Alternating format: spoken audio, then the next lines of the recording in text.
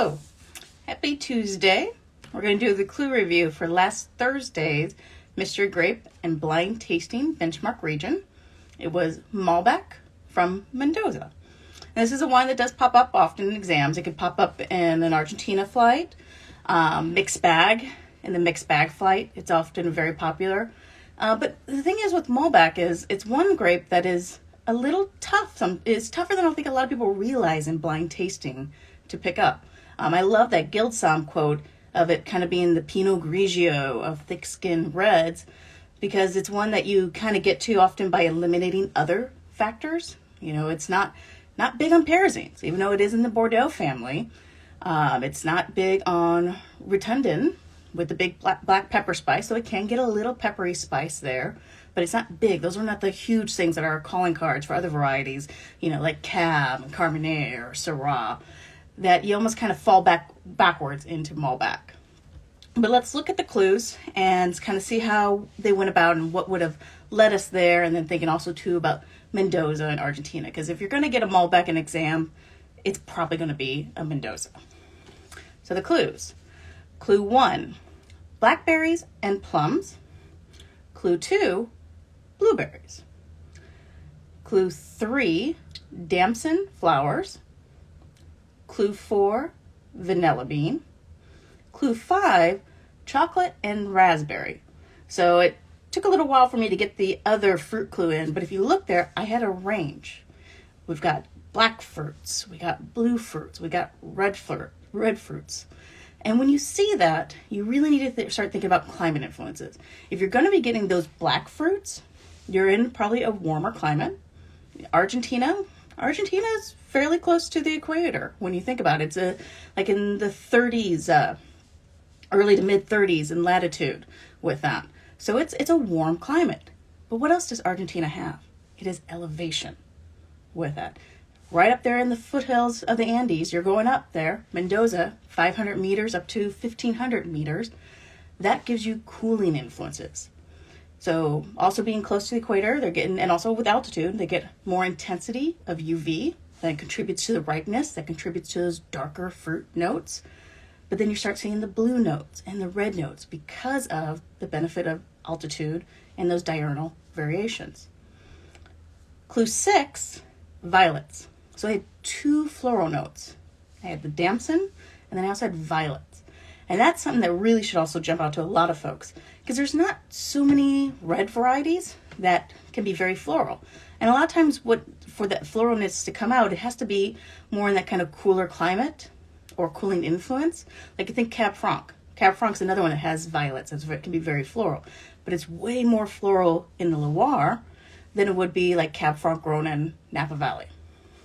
Malbec, with altitude, that just brings out some of these gorgeous floral notes to it. You know, that's that cooling influence at play to usher in those floral notes. And then with the vanilla bean and the chocolate, those are kind of things that lead you a little bit towards some oak. So it's a variety that we know that would do well with oak and probably sees some good quality oak from time to time. Now let's get to the structure clues. Deep purple. So that when you see purple instead of ruby, that's something to take notice in the glass. There's another trait about Malbec that you don't want to put on your answers for if you're doing like a WSET exam, because it's not part of the proper terminology. But the rim of Malbec is often like more of a magenta or even electric pink. It's a very, very distinctive rim on it. So that's something just to kind of keep a note just mentally for blind tasting. But when you see purple on that, there's not too many grape varieties that tend to be purple. Gamay could be purple, Pinotage, and then you have varieties like Shiraz and Cab that can be purple, particularly when they're in a warm climate. You know, Aussie Shiraz can be very purple. Napa Cab can be purple. Those purple notes often are coming about from having higher pH, which introduces more the blue tones. If you go back to high school chemistry, think about playing games with the pH strips. You dipped it in an acidic solution, went red. You dipped it in a basic solution, it went blue. You can kind of see that a little bit play out in wine with the color hues. You know, red grapes, or red wines that tend to have higher acidity, lower pH, or more bright red. Well, when you start inching up there with the pH, you know, you're getting up to 3.8, 4.0 pH. Some more blue notes tend to pop up, which can tilt it a little bit more towards purple. But Malbec is a grape that, because of the nature of its anthocyanins, purple often pops up, even if it does have some good pH and acid because of those diurnals and the altitude. So purple is something, again, think a little bit around the Malbec family when you see purple. Mid plus to pronounced intensity. You think about all those different clusters I talked about in the clue notes. The red fruit, blue fruit, black fruit, floral notes, oak notes. It can be a very pronounced, complex wine. Medium to medium plus acid. So it doesn't ever really get super, super high acid. Again, especially remember, we are in a warmer, high UV intensity climate. But it can have good acid. It can maintain acid. And that elevation is helping it maintain acid. Medium plus to high soft tannins. Soft, ripe, smooth. Because of that UV intensity and that warmth, they have no problem getting these tannins ripe. Medium plus to full bodied. Medium to high alcohol. Definitely over 14%. Very, very, very easy to see. I was tempted just to go straight high, but there are some a little bit more restrained that are trying to keep it closer to like 13.8 and things like that. So when you're thinking about this and you think about some of the other things it could be, Merlot was a very popular guess, as was Syrah. With Merlot, you tend to get a little bit more ruby color. Of course, you don't really get super purple with Merlot. Tends to be a little bit more of the red fruit and a little bit of black fruit in a warm climate. Like some Napa Merlots can get black fruit, but for the most part, you want to think red fruit with Merlot.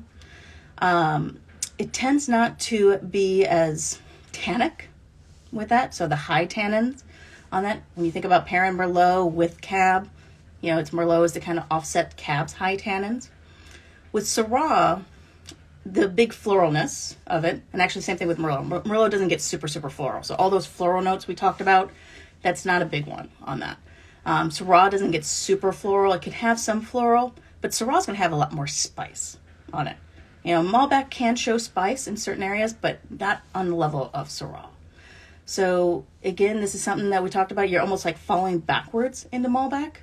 So the thing that I would encourage for students that are taking these blind tasting exams is don't forget about Malbec.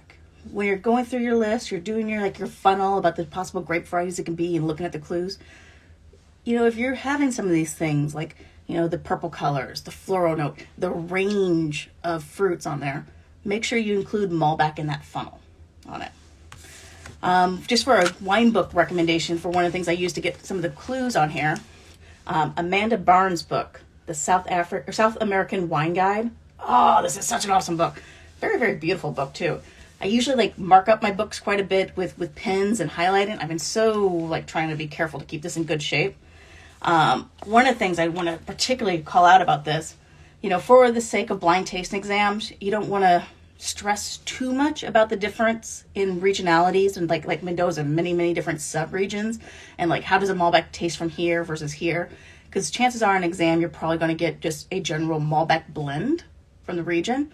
But as a wine geek, if you want to geek out, in Amanda's book, Malbec she's got sections on Malbec by terroir, and she goes pretty in depth too, in different sections too, about the different sub-regions and terroir, about how the nature of Malbec, like Pinot Noir, can be really, really reflective of the different terroirs. And so, I want to come up with tastings based on the stuff that's in this book, just to do this comparison. So, again, super, super awesome book. Another recommendation for folks to add to their wine library. All right, with that, I am going to let you go and start working on today's game. Have a good one.